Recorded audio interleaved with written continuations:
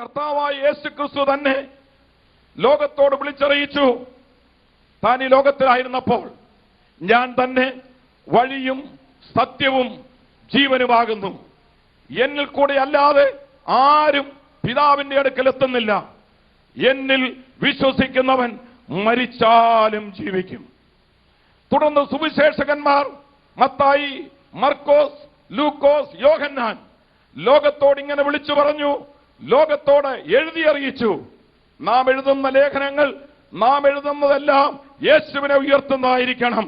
അവരിങ്ങനെ എഴുതി, മറ്റൊരു തന്റെ ഏകജാതനായ പുത്രനിൽ വിശ്വസിക്കുന്ന ഏവനും നശിച്ചു പോകാതെ നിത്യജീവൻ പ്രാപിക്കേണ്ടതിന് ദൈവം അവനെ നൽകുവാൻ തക്കവണ്ണം ലോകത്തെ അത്രയ്ക്ക് സ്നേഹിച്ചു.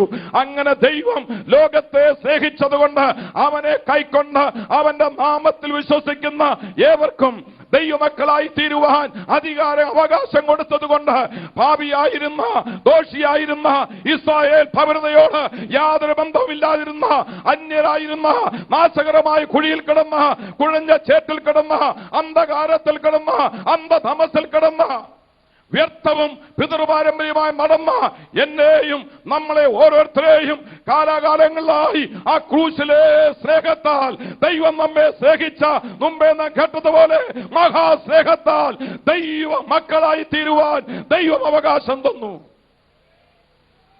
Praise the Lord. അതാണ് നാമും വിളിച്ചു പറയേണ്ട സുവിശേഷം. അതാണ് നാമും ചെയ്യേണ്ട സുവിശേഷം. നമ്മുടെ സകല ലേഖനങ്ങളും കർത്താവിനെ ഉയർത്തുന്നതായി മാറണം. കർത്താവിനെ കുറിച്ചായിരിക്കണം. അടുത്തത്, അപ്പോസ്തലന്മാർ, യേശുവിന്റെ ശിഷ്യന്മാർ ലോകത്തോട് വിളിച്ചറിയിച്ചു, ആകാശത്തിന്റെ കീഴിൽ ഭൂമിക്ക് മുകളിൽ നൽകപ്പെട്ട ഒരൊറ്റ നാമമേ ഉള്ളൂ. ആ നാമത്തിലെ കൂടെ അല്ലാതെ രക്ഷപ്പെടുവാൻ കഴിയുന്നതല്ല. ഒരുത്തൻ ക്രിസ്തുവിലായാൽ അവൻ പുതിയ സൃഷ്ടിയാകുന്നു, പഴയത് കഴിഞ്ഞുപോയി, കണ്ടാലും സർവ്വതും പുതുതായി തീരും. യേശുക്രിസ്തുവിൽ കൂടെയുള്ള പാപക്ഷമ, യേശുക്രിസ്തുവിൽ കൂടെയുള്ള രക്ഷ, യേശുക്രിസ്തുവിലുള്ള സാൽവേഷൻ, ജസ്റ്റിഫിക്കേഷൻ, സാന്റിഫിക്കേഷൻ, ഇതൊക്കെയും അപ്പോസ്തലന്മാരും ശിഷ്യന്മാരും വീടുതോറും ചെന്ന്, ഗ്രാമം തോറും ചെന്ന്, ചന്തസ്ഥലങ്ങളിൽ ചെന്ന് സുവിശേഷം അറിയിച്ചു.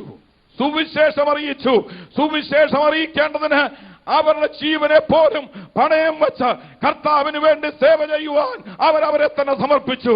ദൈവത്തിന്റെ പൈതലേ, ദൈവം നിന്നെ വിളിച്ചിരിക്കുന്ന വേലയ്ക്ക് എന്ത് ചെലവ് കൊടുക്കേണ്ടി വന്നാലും, ജീവൻ കൊടുക്കേണ്ടി വന്നാലും ദൈവത്തിന് വേണ്ടി പ്രവർത്തിക്കുവാനാണ് ദൈവം നമ്മെ വിളിച്ചത്.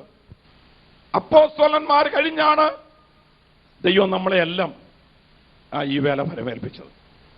ഈ വേല ചെയ്യുമ്പോൾ ഇത് ആദായ സൂത്രമാക്കരുത്, ഇത് പണസമ്പാദനത്തിന് വേണ്ടിയാകരുത്, ഇത് അവനവനെ ഉയർത്തേണ്ടതിന് വേണ്ടിയാകരുത്. മുമ്പേ ഞാൻ ഓർപ്പിച്ചതുപോലെ സ്ഥാനമാനങ്ങൾക്ക് വേണ്ടിയാകരുത്.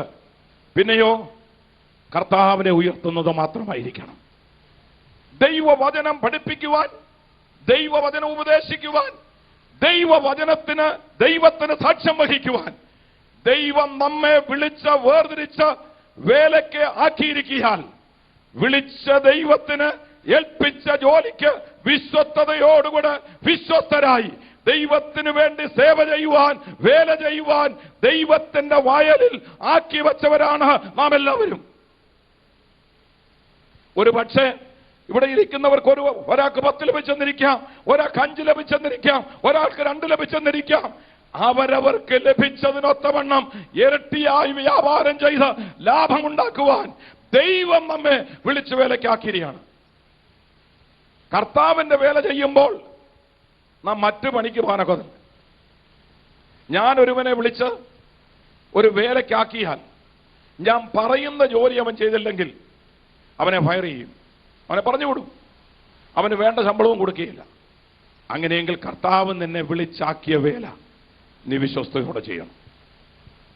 ആ വേല ചെയ്യേണ്ടതിന് ദൈവിക ദർശനം നീ പ്രാപിക്കണം. ദൈവത്തിന്റെ വിളി നിനക്കുണ്ട് എന്ന പരമാർത്ഥ ബോധ്യം നിനക്കുണ്ടാകണം.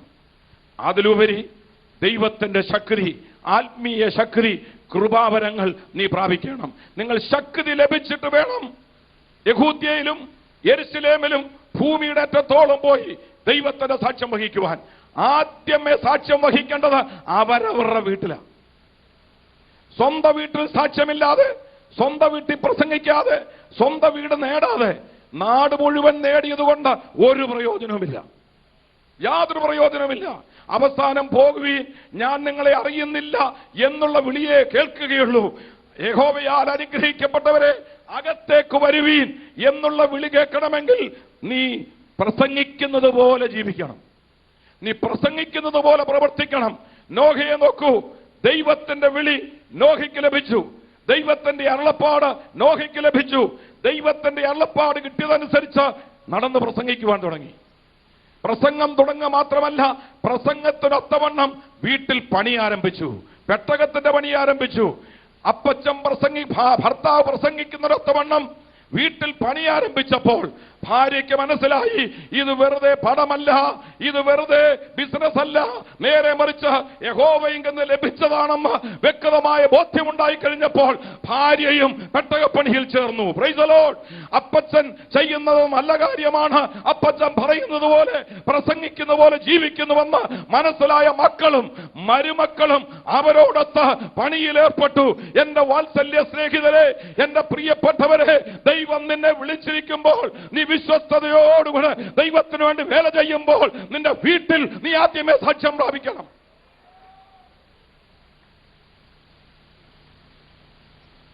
അമേരിക്കയിൽ മക്കൾ ജനിച്ചാലും അമേരിക്ക അകത്തേക്ക് കയറ്റരുത്.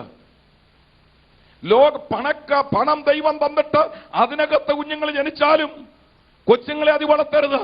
നീ പ്രസംഗിക്കുന്ന പോലെ ജീവിക്കുന്ന വ്യക്തിയെങ്കിൽ നിന്റെ മക്കളും നിന്നോടൊപ്പം ദൈവത്തെ ആരാധിക്കും.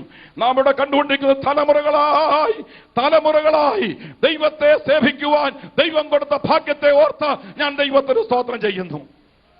ഞാൻ പലപ്പോഴും ഓർക്കും, ഒരു പെന്തക്കോസ്ത് കുടുംബത്തിൽ ജനിക്കാതെ പോയതിലുള്ള നിർഭാഗ്യതയെ ഓർത്ത് ഞാൻ പലപ്പോഴും കരയാറുണ്ട്. ഒരു ഓർത്തഡോക്സ് കുടുംബത്തിലാണ് ഞാൻ ജനിച്ചു വളർത്തപ്പെട്ടത്. ദൈവത്തെ കണ്ടുമുട്ടുവാൻ ദൈവം എനിക്ക് അല്പം പ്രായമായതിനു ശേഷമാണ് സാവകാശം തന്നത്. എന്നാൽ ഇന്ന് പെന്തക്കോസ്തി ജനിച്ച പെന്തക്കോസ്തരെന്ന് പേര് പറയുന്ന പലരെയും കാണുമ്പോൾ ഞാൻ കരയാറുണ്ട്.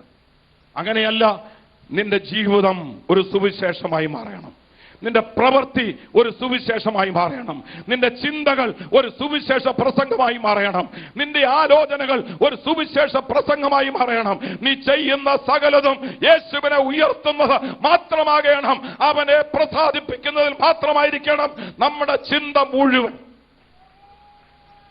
ഹല്ലേലൂയ. എനിക്കറിയാം, ഇച്ചിരി ശക്തമായ അധികം സ്തോത്രം കിട്ടാത്ത ഒരു സബ്ജക്റ്റ് എനിക്ക് കിട്ടിയത്, ഞാൻ സംസാരിക്കുന്നു എന്ന് എനിക്കറിയാം.